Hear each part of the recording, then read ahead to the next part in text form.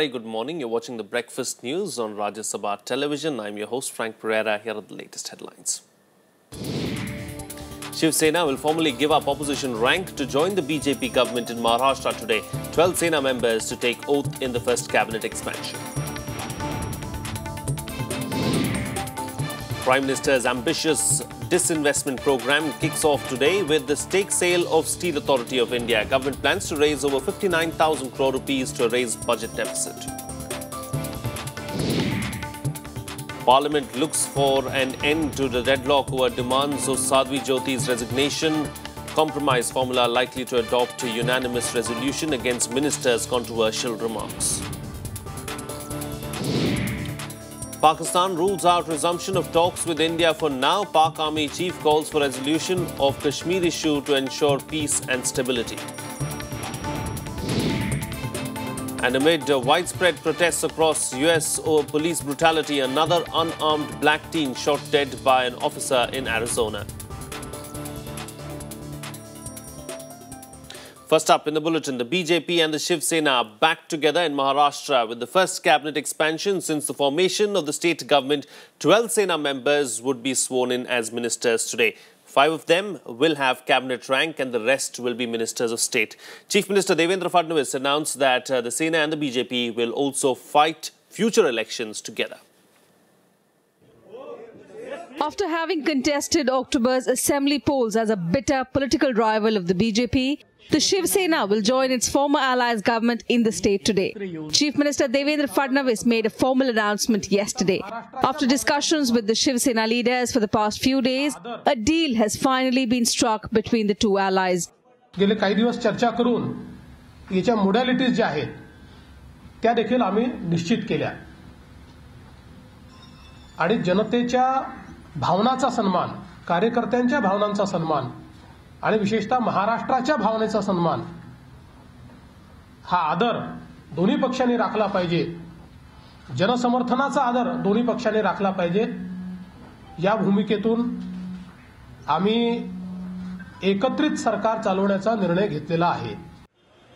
Leaders of the two parties met late Thursday evening to finalize their list of candidates to be sworn in and their portfolios.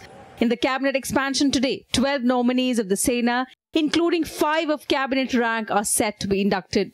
Shiv Sena आणि भाजप यांनी एकत्र येऊन महाराष्ट्राला मजबूत सरकार द्यायचं ठरवलेलं आहे. शिवसेनेचे पक्षप्रमुख माननीय उद्धवजी ठाकरे आणि माननीय मुख्यमंत्री यांच्यामध्ये चर्चा होऊन त्या चर्चेला आज हा आकार आलेला आहे आणि महाराष्ट्राला सुखी समृद्ध बनवण्यासाठी ही युती पुढे मेहनत करणार आहे.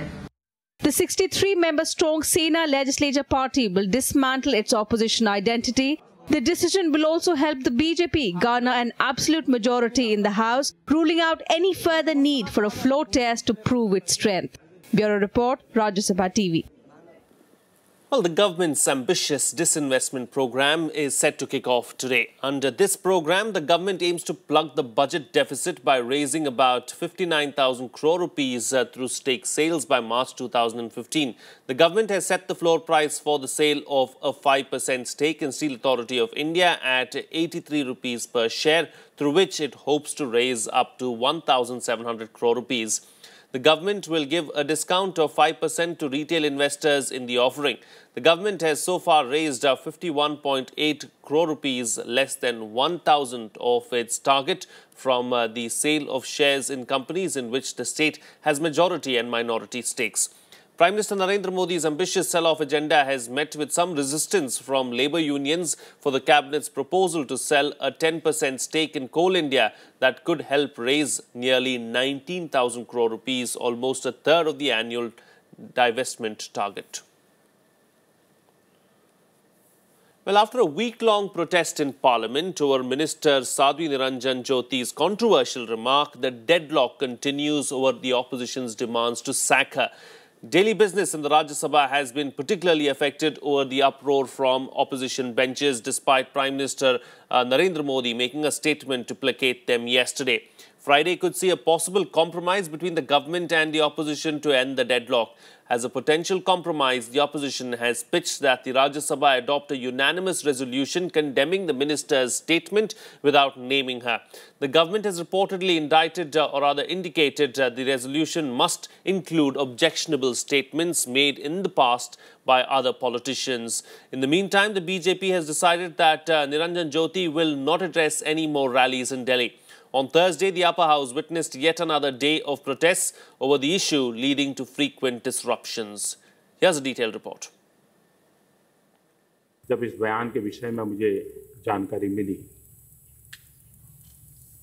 और उसी दिन सुबह मेरी पार्टी की मीटिंग थी, संसद सदस्यों की मीटिंग थी, उसमें मैंने बहुत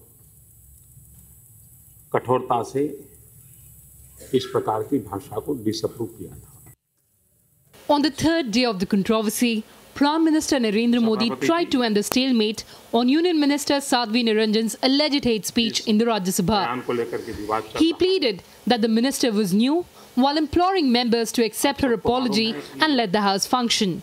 मैं सदन से आग्रह करूंगा, मैं प्रार्थना करूंगा कि जब मंत्री श्री ने क्षमा मांगी है और हम सब के लिए एक संदेश भी है, आगे से हम भी सभी लोग इन सारे डूज एंड डोंट्स के विषय में कोई मर्यादाएं न तोड़ें और मैं सदन से आग्रह करूंगा कि हम देश हित में अपने कार्य को और आगे बढ़ाएं. The Prime Minister's appeal failed to mollify the opposition as it insisted on her removal from the cabinet. संविधान का सम्मान बनाने के लिए आपको इस पे कड़ी कार्रवाई करनी चाहिए, मंत्री को हटाएं. माफी मांगने का मतलब है गुनाह किया, गुनाह के चलते हुए वो हमारे संविधान का उल्लंघन किया. प्रधानमंत्री जी बराबर कहते हैं कि सबका साथ सबका विकास, लेकिन पार्टी के जो लोग बाहर हैं वो रोज, अच्छे दिन की बात छोड़िए, वो रोज ऐसी बात करते हैं कि समाज में तनाव और विग्रह बढ़े. Finance Minister Arun Jaitley and Parliamentary Affairs Minister Venkaiah Naidu also tried to pacify the members, but to no avail. As the opposition members crowded the well raising slogans, the House saw 4 adjournments in the pre-lunch session and 2 adjournments in the post-lunch session, with the House finally being adjourned till Friday. The House is adjourned to meet at 11 a.m. on 5th December. 11 a.m. tomorrow. Kriti Mishra, Rajya Sabha TV. Moving on, now 6 constituents of the erstwhile Janata Parivar have decided to come together as one party to take on the BJP. In their first joint action outside Parliament, the Samajwadi Party, Janata Dal Secular, Rashtriya Janata Dal United, Indian National Lok Dal and Samajwadi Janata Party are holding a dharna on the 22nd of December on various issues, including what they allege is the government's failure to bring back black money or its inability to tackle unemployment. Opposition parties finally conceding that their combined weight alone can counter the BJP's march. On Thursday, 6 constituents of the erstwhile Janata Parivar decided to become a single unit. Samajwadi Party Chief Mulayam Singh Yadav was given the job to work out the modalities. आदरणीय मुलायम सिंह यादव जी को अधिकृत किया गया है, सब लोगों ने उनको ऑथोराइज कर दिया गया है कि आगे पार्टियों को एक होना है, एक करना है, तो इसके लिए जो कुछ भी मोडालिटीज होगी, जो कदम उठाने होंगे, आम तौर पर सहमति बनी है कि हम सभी दलों में एकजुटता होनी चाहिए और संसद के अंदर और संसद के बाहर हमें एकजुट होकर काम को आगे बढ़ाना है. Prominent party leaders who were at the meeting included JDU Chief Sharad Yadav, Janata Dal Secular Leader H.D. Devegowda, RJD President Lalu Prasad Yadav, INLD Leader Abhay Chautala and Samajwadi Party spokesperson Ram Gopal Yadav. 22 दिसंबर को इन सभी दलों का एक संयुक्त कार्यक्रम होगा. दिल्ली में धरना का कार्यक्रम होगा दिन भर का, जिसमें काला धन के प्रश्न को सामने रखा जाएगा. The meeting comes just weeks after the BJP registered huge wins in Maharashtra and Haryana. Janata Dal DNA is such that whenever they unite to split. In democracy, every political formation has a right to come together, to split everything. They have the right, so we have nothing to comment on it. It's a sign of changing times for all these leaders who have held sway in their respective states. In Haryana, despite being tipped to benefit from an anti-incumbency situation, the INLD lost ground to the BJP. So much so that it ended up with just 19 seats, while the BJP bagged a comfortable majority with 47 seats for the first time in its history. The SP, on the other hand, despite being in power in Uttar Pradesh, won just 5 seats in the Lok Sabha, while the JDU won just 2 seats. Bureau Report, Rajya Sabha TV. Well, let's now take a look at some other national news and updates in our segment Nationwide. The launch of India's latest communication satellite, GSAT-16, from French Guyana was deferred due to inclement weather at the launch base. Designed to augment the national space capacity in communication services, the GSAT-16 was scheduled to be launched today. Another launch date will be decided later depending on the evolution of the weather conditions in French Guyana. At least 60 people lost their eyesight after an operation at an eye camp in Gurdaspur district of Punjab. The camp was organized by an NGO in violation of norms. Reports suggest that all affected patients were above the age of 60 and belong to economically weaker sections of society. A high-level inquiry has been ordered to find out the exact cause of the botch-up. The affected patients are undergoing treatment at government hospitals in Gurdaspur and Amritsar. The Chhattisgarh government as well as the CRPF have ordered a high-level probe into the recovery of blood-stained uniforms and shoes reportedly of CRPF personnel killed in the recent Naxal ambush in Sukma from a garbage dump. The uniform was found outside the Raipur government hospital premises where their autopsies took place. Opposition parties have slammed the state for such action, calling it an insult to the martyrs. Chief Minister Raman Singh too termed the incident unfortunate. The Environment Ministry has cleared the project to build a giant statue of Chhatrapati Shivaji off the coast of Mumbai. The statue, seen as a symbol of Maratha pride, was a poll promise made by every political party in Maharashtra.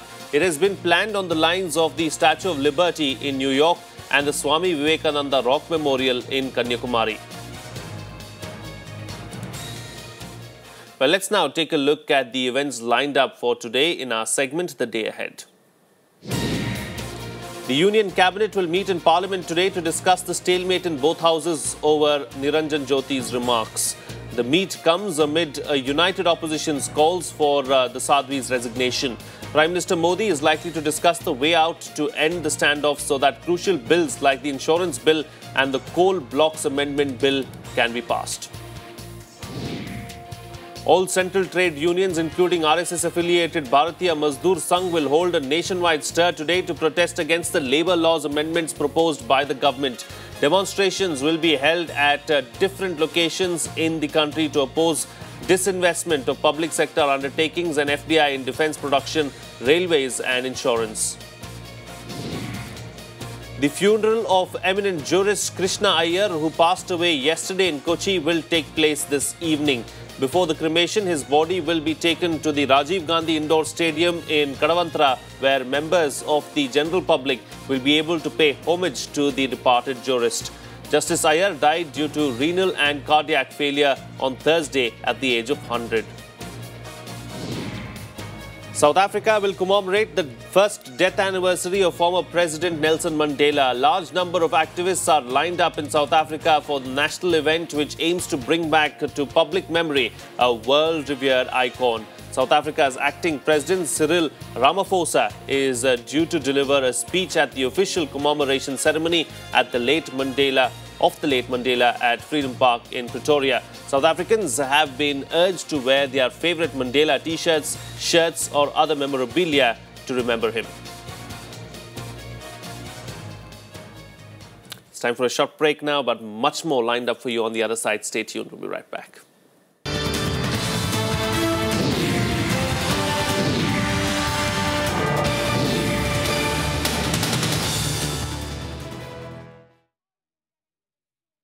Welcome back. You're watching the Breakfast News on Rajya Sabha television. Well, the BCCI selectors have chosen the 30 players who could be a part of the World Cup team for next year's Cricket World Cup. The Indian team will go to Australia and New Zealand hoping to defend the title that they won in 2011.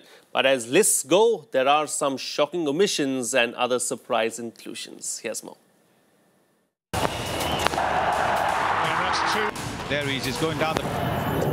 Virendra Sehwag, Yuvraj Singh, Gautam Gambhir, Harbhajan Singh and Zaheer Khan out. In the list of 30 probables for next year's World Cup to be played in Australia and New Zealand, selectors have reposed faith on the youngsters rather than depend on these aging superstars. Absolutely magnificent. All five played a stellar role in the 2011 World Cup, ending the country's almost three-decade title drought. The party begins in Mumbai. And that's it. But it is clear that they cannot ride on their laurels forever. With the famed five being kept out, some young guns found a place. Jammu and Kashmir all-rounder Parvez Rasool, Uttar Pradesh spinner Kuldeep Yadav, batting duo Manish Pandey and Kedar Jadhav, along with spinner Aksar Patel, benefited from the overhaul. All of them have performed consistently on the domestic circuit. However, there are no other surprise entries. All-rounder Stuart Binney, in-form batsman Manoj Tiwari and young wicket-keeper batsman Sanju Samson have all been included. The list of 30 will be further brought down to 15 in early January for the World Cup starting February 14th. Of the selected players, Captain Mahendra Singh Dhoni, Virat Kohli, Shikhar Dhawan, Rohit Sharma, Ajinkya Rahane, Suresh Raina, R. Ashwin and Ravindra Jadeja assured their places after performing consistently. Among the bowlers are pacer Bhuvneshwar Kumar, Ishant Sharma, Mohammad Shami, Umesh Yadav, Varun Aaron, Dhaval Kulkarni, Mohit Sharma and Ashok Dinda. Murli Vijay, Ambati Rayudu and Robin Uthappa, who have been in and out of the national squad recently, have also found a place in the list of probables. Bureau Report, Rajya Sabha TV. Well, joining me for a chat this morning on this very subject is the sports editor of the DNA, Shekhar Luthra. Good morning, Shekhar, and thank you for joining me on the program. 30 probables announced on expected lines, or were you surprised that some of the seniors were left out? No surprises. In fact, 2011, if you remember, after the World Cup final, I think we said goodbye to players like Ashish Nehra. There was hardly any space for these, oldies, I would say. Yes, a little bit, I was hoping that probably, likes of Gautam Gambhir or Yuvraj could be there in 30s. But then the problem is, if you keep them in 30, then obviously they have to be, the part of 15 final 11. So in a way, I think we have shown the way to the world that we are coming with a relatively new team, but again, this is not the new teams. Everyone has played, apart from Akshar Patel or likes of Stuart Binney, everyone has played about 50 matches or so in last 2 years. And by saying goodbye to Gambhir in 2013, I would say, and Sehwag also 2 years back, I think the vision was very clear. And we are going with the team which is quite experienced in that way, but only problem is everybody is suspect on the bouncy tracks. Yes. And we have to play half of our matches on the bouncy tracks and half on the swinging wickets. So in a way, we'll have to get a good mix where the players could also face the, not just the swinging deliveries, but also the chin music. That's been somewhere, I think, the problem is the cut-off date for the final 15 will be 7th of January. So by that time, I think, we'll be finished with 3 test matches in Australia. So I think we still have 1 month to finalize our final scheme of things. And in these in this 1 month, I think there could be 1 or 2 surprises, because by not keeping Chiteshwar, a player like Chiteshwar Pujara in the final 30, I think this could be, I would say he could be the one player who could actually come outside the 30 if he does so well in Australia, like VVS Lakshman did at one point of time. So I think on the expected lines, but again, this is not the team probably for the right kind of courses. And the Australian tour now is going to be extremely crucial, isn't it? I mean, there are going to be these tests that's going to decide what kind of shape the Indian team is going to take for the World Cup. If you look at the first 11, I would say this is more or less set. Fixed, yes. But only thing is 3 to 4 places are up for the grabs. One is you have to look at very closely about your pace bowlers. Yes. Obviously, Bhuvneshwar is going to be there, you know, along with Ishant or one of the Varun Arons and Umesh Yadav. Only problem is whether they can last 3 matches. Yes. If you play Varun Aron or Umesh Yadav for 3 matches, maybe there could be a vacancy, because they have always proved, you know, that they cannot actually, like Ashish Nehra, they cannot actually... Fitness has been a problem. Yes. So one place is there for maybe player like Dhaval Kulkarni, because he was very, I would say, successful during the emerging players tour in Australia. And there's also another place for a second wicketkeeper batsman. And then second wicketkeeper batsman, I think Robin Uthappa should have a chance, because by virtue of his ability to play the horizontal bat strokes, I think he could be your alternate wicketkeeper. And sheer experience as well. He's far more experienced. And far more experienced. He has shown that he could excel under pressure. And there could be one place again in the all-rounder slot, because obviously if you go by Dhoni, he'll go with Jadeja. Yes. But I think Akshar Patel has shown with his high arm action that he could probably be the better substitute for Jadeja on at least the bouncing tracks. So there could be 1 or 2 surprises, but overall I think by and large we have seen a very, very set team over the last 2 years. Indeed. All right. We'll have to leave it at that. Thank you so much, Shekhar Luthra, for joining us on the program this morning and sharing your views on that sports story. Now, for all the other sports news from sports arenas around the world, here's the latest sports beat. The Australian and Netherlands women's hockey team booked their semi-final berth at the Champions Trophy. Australia beat Japan 4-1 to progress to the semis for the first time since 2009. They will next face New Zealand. In other quarterfinals matches, the Netherlands defeated Germany 1-0 and will face the winner of the clash between Argentina and China. Hosts Kerala Blasters played out a goalless draw against a 10-man Northeast United FC in a hard-fought Indian Super League game at the Jawaharlal Nehru International Stadium on Thursday. Both the sides were desperate to get 3 points as the match saw 4 yellow cards on display during the course of 90-plus minutes and extra time. Kerala have 16 points from 13 matches, while Northeast have 14 from the same number of games. School children from Rio de Janeiro visited the Maracana Stadium to vote for the names of the Rio 2016 Olympic and Paralympic mascots on Thursday. As the votes were cast, the unnamed mascots, which were designed to represent the flora and fauna of Brazil, dribbled a football and posed for photographs. Voting is open to public on the Rio 2016 website and Twitter page.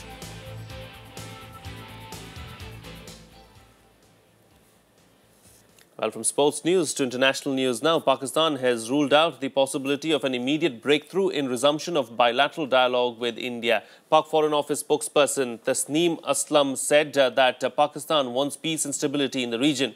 Her statement came days after National Security Advisor Sartaj Aziz said India should take an initiative to start the talks. Pakistan's Army Chief General Raheel Sharif also said that unresolved issues like Kashmir need to be addressed in order to ensure security in the region. At times, security of the whole region can be threatened by a single unresolved issue such as Palestine and Kashmir, and obviously necessitating a regional approach to conflict resolution. It is therefore increasingly difficult to think of security in terms of a single country, hence the trend of collaboration, alliances, blocs based on geographical regions and common interests. Well, a US police officer has shot and killed an unarmed black man during a struggle earlier this week in Phoenix. The news of the killing comes amid nationwide protests over the policing of black communities. With police forces across the country under increased scrutiny over killings of unarmed black men, Phoenix police said that its officer called for backup, and when he saw the victim appear to remove something from the car's back seat, according to the cops, the accused officer warned the victim several times before deciding to open fire.